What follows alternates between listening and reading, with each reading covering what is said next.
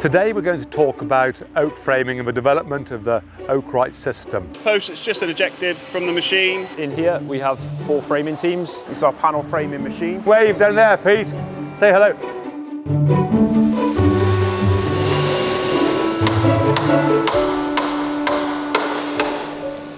This is my home workshop now with my tools laid out to give you a guided tour. This is the type of workshop I started off building my oak frames in, or the original oak frames for Oakwrights. Here are my drills. So you'd have a set on the ground, a set on the scaffold when you're working on site, and perhaps a set inside the house and a set outside the house. This is my hammer that I used to work with on site. It's got a long handle, so you get more impact when driving an oak peg. American hammer again, but with a titanium head. So for driving pegs, a lovely hammer to use. The first saw I ever bought was this distance saw. That's how we would have started off originally, hand making oak frames. Moved on to the saws that you see every carpenter with today. This is an Irwin, very sharp, very efficient, and you do actually throw them away. Gently we moved on to using circular saws. Here we see is my old Hitachi here. This was the saw that most workers, or a lot of oak framing carpenters would have used. What we call making by hand now, there are 2 ways.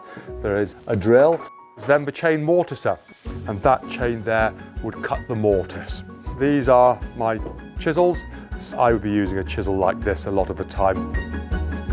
Beautiful chisel here to use for cutting away a fine piece of oak on the side of a chisel, taking off a small fine shaving. A corner chisel, you drive that down in, that will take out the corner. And these are the chisels that I would have used.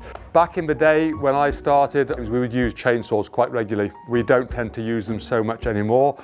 The real heavy work, this rig or framework on this bar of a chainsaw here will actually cut out big slabs. This is my old thumper. So we would use this here if we're knocking a piece of steel work.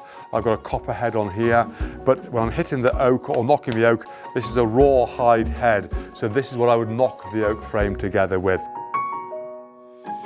Now what we're doing, we're going to arrive at the Oakwrights new workshop, and I'm going to take you on a journey of exploration through the machine shop and how we machine the components, into the oak framing shop where we put all the oak frames together, and then into encapsulation where we build the walls and roofs that go around the oak frame, and then the dormer window systems and the eaves and verge systems that finish the project off.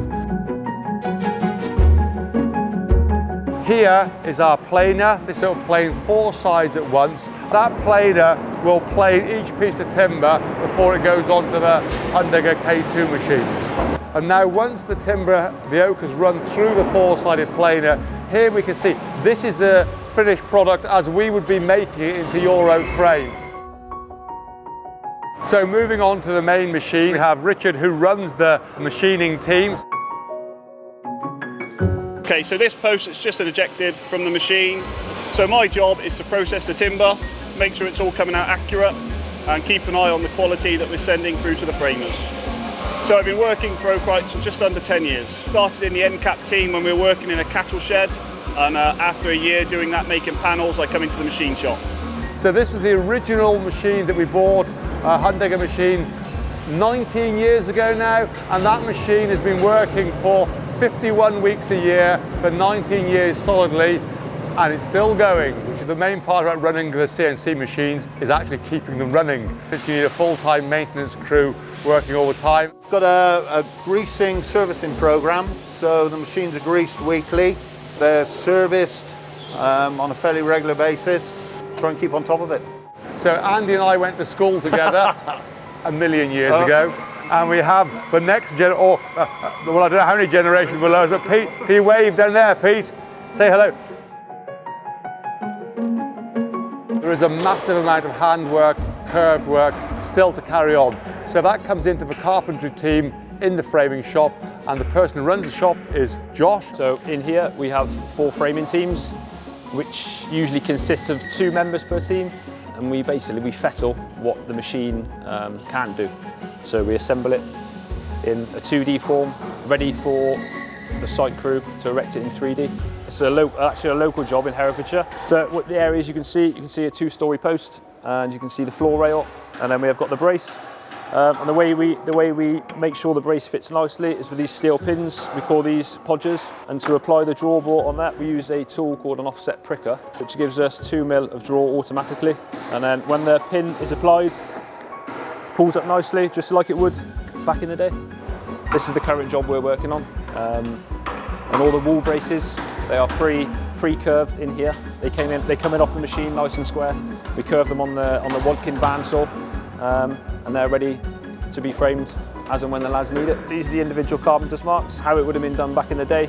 We're still doing it in 2021. So the same rule applies. Every individual component has its own tag. Myself, having been here for 11 years and being trained up by some of the chaps now retired, it's my job now to show these lads what to do, framing wise, skills. And Sam has started from the bottom and he's a very skilled member of the team now. And it's the same with Hugh. He's on his journey from site into framing. So yeah, it's now Sam's job to show him the ropes in here. So it takes around about 3 years for each trainee to go from being a novice all the way through to being a fully competent oak framer.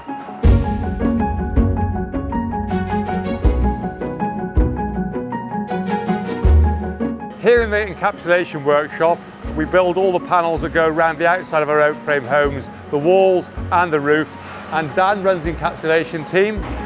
This is our WEK 100. It's our panel framing machine, and the operator Mike will have all his components on the right hand side of our carousel, and as you can see, each component is put in one at a time in a series of different places, and the nail guns on the end will then fix the two ends of the timber together and then slowly move down towards us, putting each individual stud in. So Mike has now set the machine to do the nailing of the perimeter and the studs of the actual panel. It's now going to come along and nail them at 100mm centres all across the panel, and you'll see it will start at one end and work it in a specific process.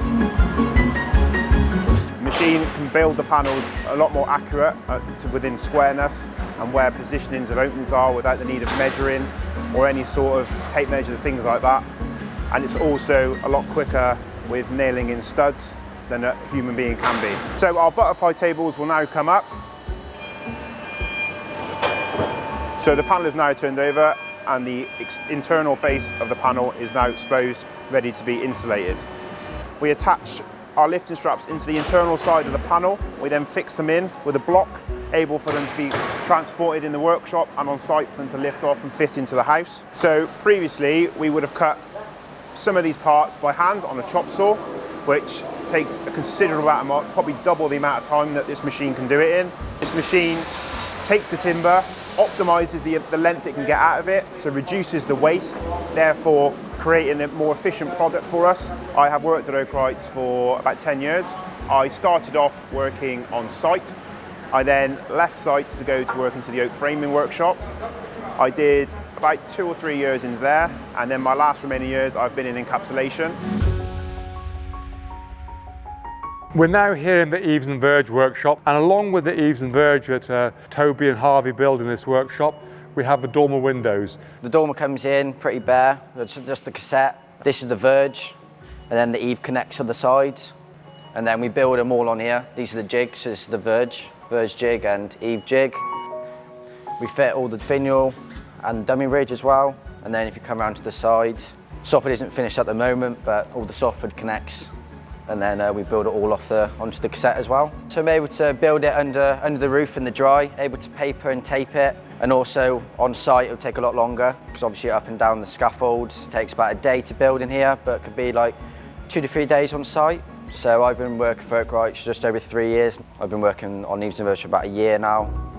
This is what goes on the outside of a house. It gives you your inner and outer oak rafter. It makes the house look as though it's got a cut roof. So I personally build these in the workshop behind us. Depends on what the sizing of the Verge is, but that tends to take about an hour or so. If you're building it on site, it'll take probably around double that.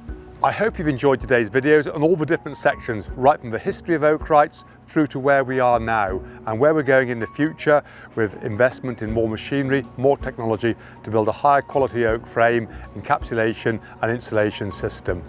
So remember, thumbs up if you like, subscribe and leave a comment.